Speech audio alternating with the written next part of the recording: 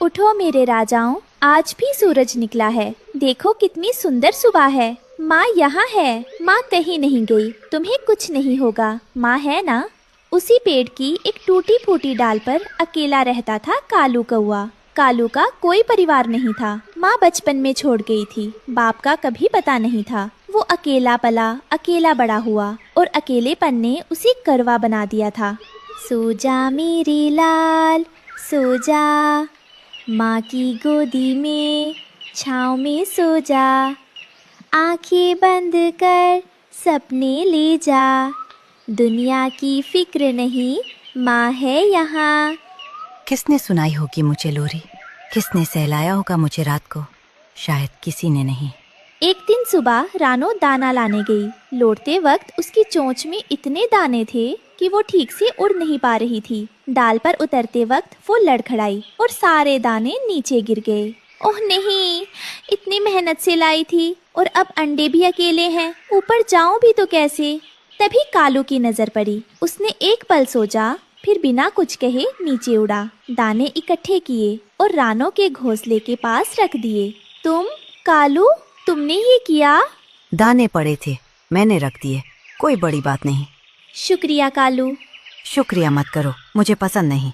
उस दिन के बाद से कालू बहाने बहाने से रानो के घोंसले के पास आने लगा। कभी हवा तेज होती तो अंडों को ठंड से बचाता, कभी रानो थकी हो तो दाना लाता, कभी बस पास बैठ जाता चुपचाप।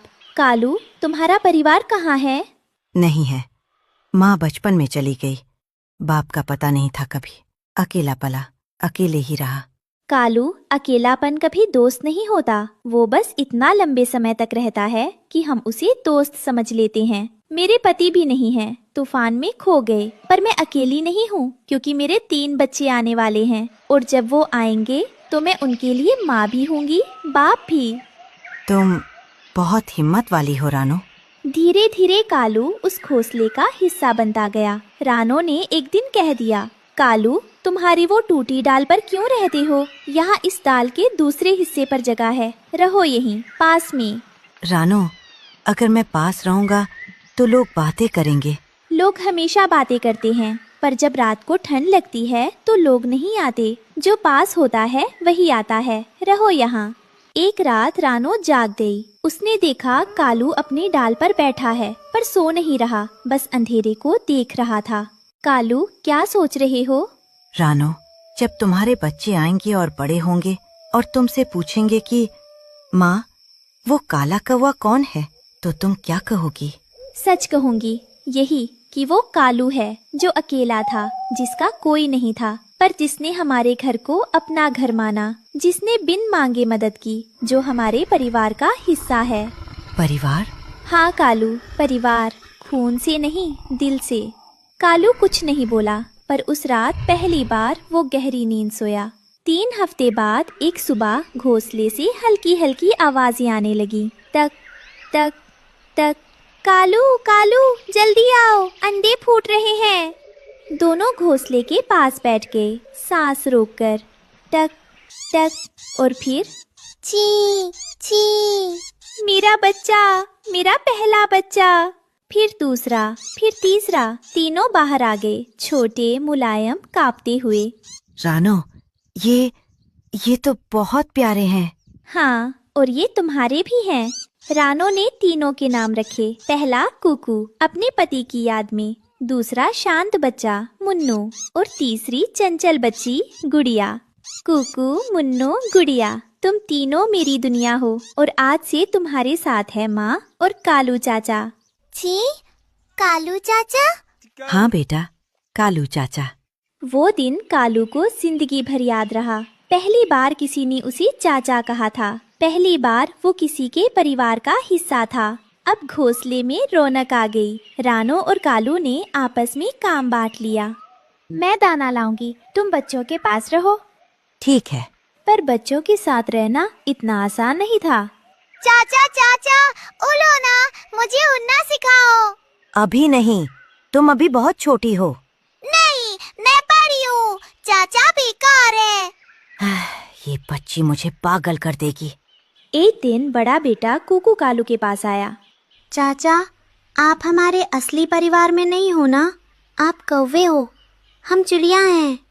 कुकू बेटा, असली और नकली परिवार ये खून से नहीं होता। जो रात को तुम्हारे पास हो, जो तुम्हारे लिए भूखा रहे, जो तुम्हें ठंड से बचाए, जो तुम्हारी माँ की मदद करे बिना कुछ मांगे, वही परिवार है। मैं तुम्हारे खून का नहीं हूँ कुकू, पर मैं तुम्हारे दिल का हूँ।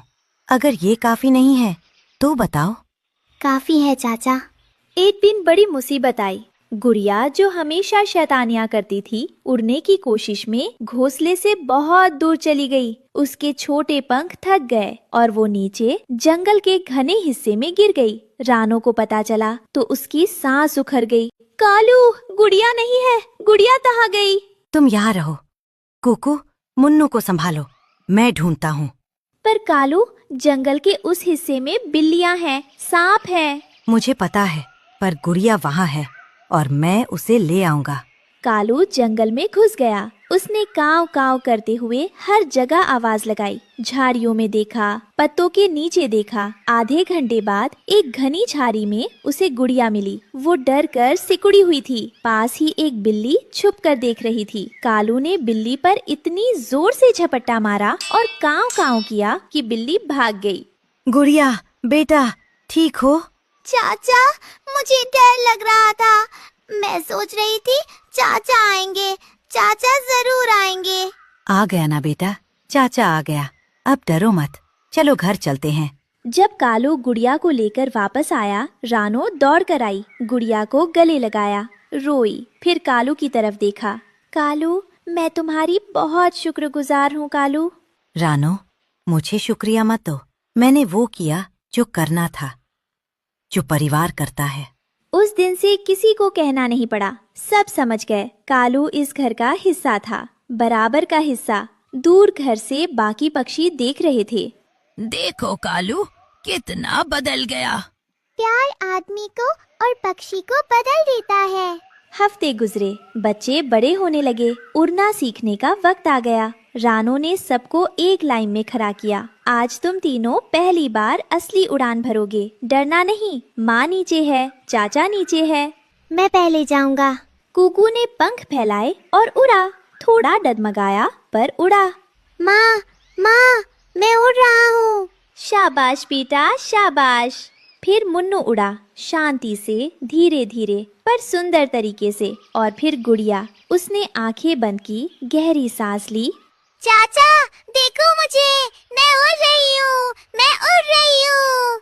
उस दिन शाम को जब सूरज ढल रहा था, पूरा परिवार बरगद की डाल पर बैठा था। रानो, कालू, कुकू, मुन्नू और गुड़िया।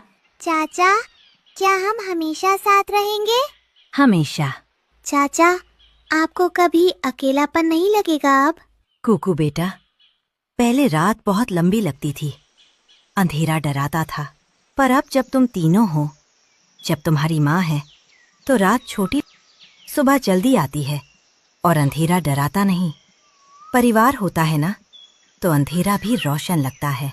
रानो ने वही लोरी गाई जो वो अंडों को सुनाती थी। सो जा मेरे लाल, सो जा, माँ की गोदी में, छाँव में सो जा।